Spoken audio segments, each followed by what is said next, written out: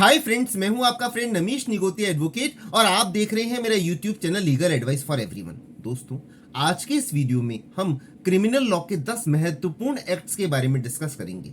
देखिए मित्रों, Indian penal code IPC, CrPC code of criminal procedure, negotiable instrument act, ये तो सभी जानते हैं, लेकिन और भी बहुत सारे महत्वपूर्ण एक्ट हैं जिनको लॉ स्टूडेंट्स को, लीगल फ्रेटर्निटी के लोगों को और जो कानून को जानने में रुचि रखते हैं उनको जानना बहुत जरूरी है। तो इस वीडियो में हम ऐसे 10 एक्ट्स के बारे में जानने का कोशिश करेंगे। इससे पहले मैं निवेदन करूं कि यदि आपने मेरा चैनल सब्सक्राइब नहीं किया है तो मेरा चैनल सब्सक्राइब कर लीजिए और यदि आपको मेरे वीडियोस पसंद आए तो उनको लाइक और शेयर जरूर कीजिए। दोस्तों, क्रिमिनल लॉ के 10 महत्वपूर्ण एक्ट्स में आज का हमारा पहला एक्ट है आर्म्स एक्ट 1959। इसको हिंदी में आयुध अधिनियम 1959 कहते हैं।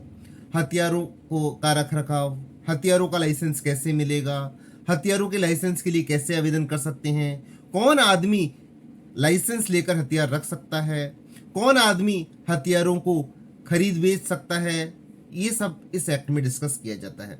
इसमें सेक्शन 3 बड़ा इंपॉर्टेंट है। इसमें टोटल 49 सेक्शन है। तो इसका सेक्शन 3 ये कहता है कि कोई भी व्यक्ति बिना वैलिड लाइसेंस के हथियार नहीं रख सकता है और यदि वो रखेगा तो इसे आर्म्स एक्ट के अंतर्गत जो है उसको पनिशमेंट या सजा मिलेगी। आज का हमारा दूसरा एक्ट है ड्रग्स एंड कॉस्मेटिक एक्ट 1940।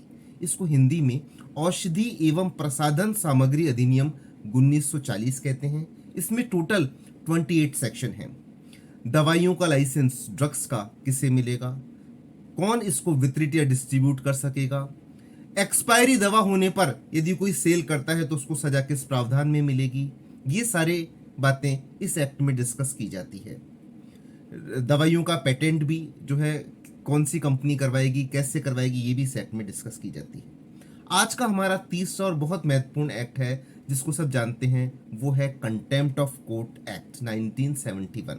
इसको हिंदी में न्यायिक अवमानना अधिनियम 1971 बोलते हैं। इसमें टोटल 24 सेक्शन है। इसका सेक्शन 12 बड़ा इंपॉर्टेंट है जो कहता है punishment of contempt of court, मतलब न्यायिक प्रक्रिया की, न्यायालय की अवमानना करने पर सजा क्या होगी। तो इसमें 6 महीने तक की सजा हो सकती है सेक्शन 12 के अनुसार। यदि कोई कोर्ट के ऑर्डर की, कोर्ट की अवमानना कर देता है, किसी भी प्रकार से न्यायिक प्रक्रिया की अवमानना कर देता है तो उसको 6 महीने तक की सजा हो सकती है। आज का हमारा अगला और महत्वपूर्ण एक्ट है juvenile justice care and protection of children act 2015।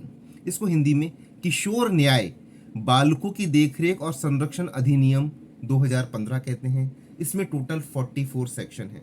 यदि कोई किशोर होता है और उससे कोई अपराध हो जाता है तो उसको सामान्य अपराधी की तरह न रख करके एक स्पेशल प्रोटेक्शन होम में रखा जाता है। उसको सुधार किया जाता है उसके चरित्र में, ताकि वो देश का एक अच्छा नागरिक बन सके और अपराधी प्रवृत्ति को छोड़ दे। और उसमें सजा के भी वो प्रावधान नहीं होते हैं जो कि जनरल क्रिमिनल्स के लिए होते हैं, बल्कि उसमें सजा के भी कम प्रावधान होते हैं। तो ये एक्ट जो है ये इस दृष्टि से बड़ा महत्वपूर्ण है।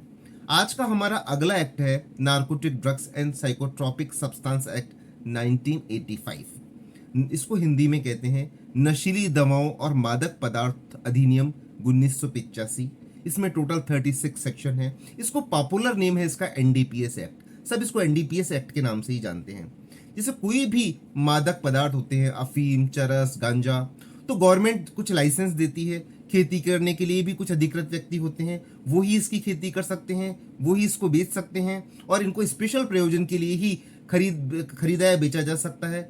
तो बहुत सारे केसेस एनडीपीएस एक्ट के कोर्ट्स में आते हैं, क्योंकि कई लोग अवैध रूप से मादक पदार्थों का, देखिए ये जो सारी ड्रग्स हैं इनका औषधि वितरण के रूप में गवर्नमेंट परमिशन देती है कि यदि औषधि बनाने के लिए प्रयोग किया जाता है तो कुछ स्पेशल लाइसेंस के तहत गवर्नमेंट परमिशन देती है। लेकिन लोग बाग जो इनको ड्रग्स के रूप में इस्तेमाल करते हैं तो वो गैर कानूनी है। कई बार इनकी क्वांटिटी पकड़ी जाती है। तो इस एक्ट में ये भी है कि अफीम की, चरस की, गांजा की कॉमर्शियल क्वांटिटी कौन सी होगी और उसके लिए सजा के प्रावधान है। आज का हमारा अगला और बहुत महत्वपूर्ण एक्ट है preconception and prenatal diagnostic techniques prohibition of sex selection act 1994। दोबारा नाम सुनिए, preconception and prenatal diagnostic technique prohibition of sex selection act 1994। इसको सब पीसीपीएनडीटी एक्ट के नाम से जानते हैं। इसका हिंदी में नाम है गर्भधारण पूर्व और प्रसव पूर्व निदान तकनीक लिंग चयन प्रतिषेध अधिनियम 1994। देखिए, बड़ी त्रासदी की बात है कि हमारे देश में बहुत सारे हिस्सों में आज भी कन्या का जन्म शुभ नहीं माना जाता है और भ्रूण हत्या का प्रयास किया जाता है। तो ऐसा करने के कारण ऐसा ना हो सके, इसके लिए एक एक्ट बनाया गया, पीसीपीएनडीटी एक्ट, ताकि गर्भ में कोई बच्चा है उसका सेक्स का डिटर्मिनेशन ना हो सके, ये नहीं पहचाना जा सके कि वो मेल है या फीमेल चाइल्ड है। और ऐसा कोई भी यदि कोई गायनेकोलॉजिस्ट, कोई लैब टेक्नीशियन, कोई जो जांच करने वाले हैं, यदि ऐसा वो करते हैं तो इसमें सजा के प्रावधान है। तो इसका सेक्शन 23 ये कहता है कि ऐसे में 3 साल की फर्स्ट ऑफेंस में सजा हो सकती है और उसका लाइसेंस भी रद्द हो सकता है। जो ऐसा डॉक्टर, जो ऐसे जांच वाले, लेबोरेटरी वाले ऐसा करें तो उनका लाइसेंस भी रद्द हो सकता है। तो ये बड़ा महत्वपूर्ण एक्ट है, इसको पीसीपीएनडीटी एक्ट बोलते हैं और ये एक्ट बड़ा प्रभावशाली सिद्ध हुआ है और इससे भारत देश में सेक्स डिटर्मिनेशन जो है उसका बहुत हद तक कंट्रोल लगा है। क्योंकि एक डर सताता है डॉक्टर्स को, गायनेकोलॉजिस्ट को या लैब टेक्नीशियंस को कि वे पहले से सेक्स डिटरमाइन करके नहीं बताएं, ताकि वो कोई भी जना जो है अबॉर्शन का प्रयास ना कर सके। आज का हमारा अगला 7वां महत्वपूर्ण एक्ट है prevention of money laundering act 2002।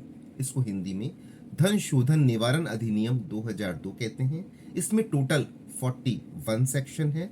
इसमें मनी लॉन्ड्रिंग एक्ट मतलब ये है कि कोई भी जना अवैध रूप से, देखिए क्या होता था पहले, ब्लैक मनी को इलीगल रूप से ब्याज पर दिया जाता था और किसी तरह से प्रयोग में लिया जाता था।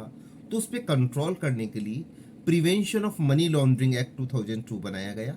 इसमें टोटल 41 सेक्शन है और इसके सेक्शन 4 में 3 साल तक की सजा का प्रावधान है यदि कोई भी जना इलीगल धन को, काले धन को किसी प्रकार से दुरुपयोग में लेता है, ब्याज पर चलाता है, उससे और कोई गतिविधियां करता है तो ऐसा नहीं कर सकता है।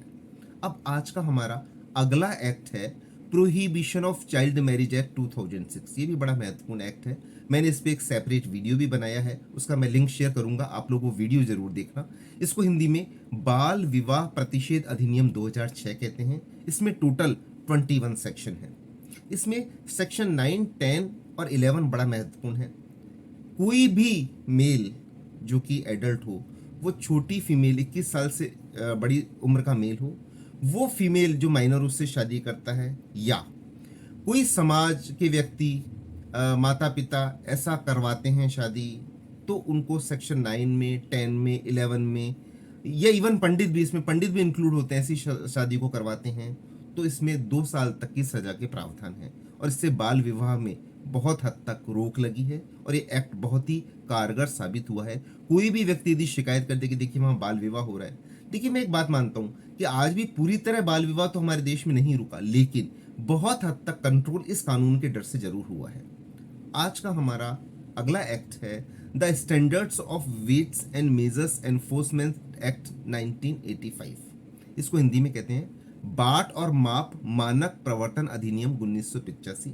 इसमें टोटल 49 सेक्शन है। देखिए जो वेट है, मेजरमेंट है, इलेक्ट्रॉनिक भी होते हैं और जो काटा बाट होते हैं वो मैनुअल भी होते हैं, तो उनकी माप सही होनी चाहिए ताकि ग्राहकों को पूरा तोल मिले, इसमें कोई गड़बड़ी नहीं होनी चाहिए।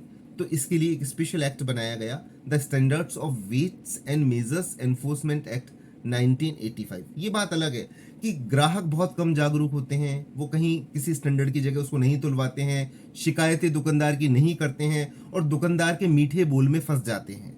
तो यदि आप पूरा माप तोल यदि ना हो तो उसकी आप इस एक्ट के अंतर्गत शिकायत कर सकते हैं। बड़ा इंपॉर्टेंट एक्ट है। आज का हमारा अंतिम 10वां एक्ट है वाइल्ड लाइफ प्रोटेक्शन एक्ट 1972। इसको हिंदी में वन्य जीव संरक्षण अधिनियम 1972 कहते हैं। इसमें टोटल 32 सेक्शन होते हैं। देखिए हमारे एक बहुत ऑनरेबल मिनिस्टर हैं मिसेस मेनका गांधी, उन्होंने इस एक्ट में बहुत काम किया है और बहुत पॉजिटिव योगदान देश को दिया है वन्य जीवों का संरक्षण करने में। वरना क्या होता था, वन्य जीवों को मार करके उनके कई सारे बॉडी पार्ट्स की तस्करी की जाती थी, तो इससे वन्य जीवों का प्रजातियां विलुप्त होने की कगार पर थी। तो ऑनरेबल मेनका गांधी साहब ने इसमें बहुत अच्छा काम किया है और इस एक्ट ने भी उसके वन्य जीवों को जो नष्ट हो रही थी प्रजातियां, जो कि स्मगलर्स थे, जो उनको चोरी छुपे उनको मार करके उनकी तस्करी किया करते थे उनके अंगों की, तो बहुत हद तक रोक लगी है। तो आज का वीडियो में हमने 10 क्रिमिनल लॉ के महत्वपूर्ण एक्ट्स की स्टडी करी। आज का वीडियो इतना ही। धन्यवाद। Thank you friends.